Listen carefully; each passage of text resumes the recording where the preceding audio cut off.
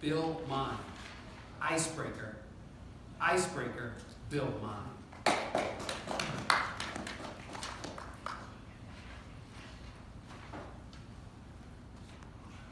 Steel, ice, and sky.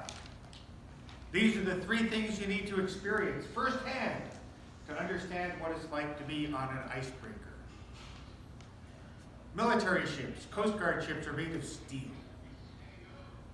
The Coast Guard icebreaker Polar Star is made of steel as much as 6 inches thick, with ribs only a few feet apart to provide it with the stiffness and the strength to break ice. Compared to a typical Navy ship, which is built for speed, the Coast Guard is a big sumo wrestler compared to the specimen that Jake is, the skinny guy built for speed. You may have a six-pack abs, I have the whole case right here. The Coast Guard icebreaker is 400 feet long, 80 feet wide, side to side, with a 32-foot draft. A Navy ship of the same size might only have a 20-foot draft. The Coast Guard icebreaker is heavy. It's got that big belly, and it has those two things in order to break ice. The shape of the bow of the ship is a long curve, designed specifically to get most of the weight of the icebreaker up on top of the ice so that the weight of the ship breaks the ice. It's not the impact, it's the weight. Here's that sumo wrestler again, jumping onto the ice like a beached whale in order to break the ice below it. It has tremendous horsepower. 3 shafts, each powered by either diesel engines or gas turbines. 3 Pratt & Whitney gas turbine engines of 25,000 horsepower each. How much is 25,000 horsepower? How much is 75,000 horsepower? Imagine 500 Indy cars all revving their engines all at once. That's how much horsepower is in the Polar Star. 75,000 horsepower. With propellers that are big enough each one to fill up this room. Imagine 3 propellers, each big enough to fill up this room, side by side, driving that ship up on top of the ice. The Polar Star can break 6 feet of ice continuously in several knots, chugging right along. Chunks of ice the size of semi-trailer trucks go under the ship, get milled up by those big propellers and spit out the end the size of Volkswagens. Compare this to the older model of icebreaker. The older model of icebreaker, before the Polar Star was invented, would take 3 weeks to get through about a mile of ice, compared to the Polar Star, which gets through that same distance in 12 hours. These are capable ships made of lots of steel. If you're on a ship, any ship, you'll appreciate that it runs on fuel.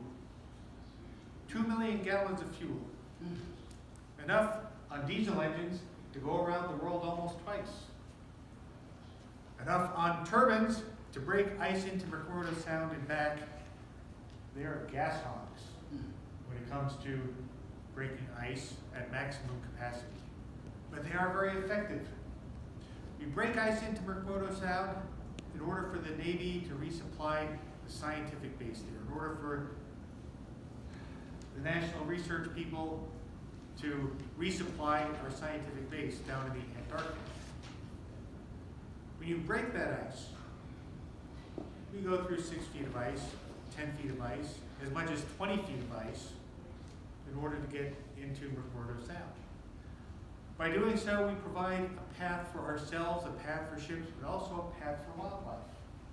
If you're on a ship going through the ice, one of the joys is to see the penguins following the ship, popping up onto the ice, one after the other, trying to keep away from the orca whales that are chasing them onto the ice. You might see a humpback whale surface, you might see an orca surface, you might see in the northern regions a field of icebergs, hundreds and hundreds of icebergs, each one with a walrus perched on top.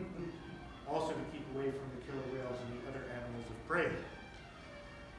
It's a wonderful thing to be on an icebreaker because you see so many different kinds of ice, so many different kinds of wildlife that you don't see outside of picture books or movies. You also experience the open sea, the open air, and the sky. If you're on a ship, any ship, there's the constant vibration of the engines, the constant noise, whether they're turbines or diesels, the constant vibration, the constant noise, the constant vibration, the constant noise, without relief every day, 24 hours a day. You also experience the sense of oil being in the air. Oil coats everything, except for the outside of the ship, which is coated by brine, seawater. The ship goes through the ice, but it also goes through the open water, spraying water up as it goes through the ice, and it goes through the water onto the surface of the ship. Everything on the surface of the ship feels tacky because of the salt brine that adheres to the outside of the ship. The other prominent feature you will never forget is the sky.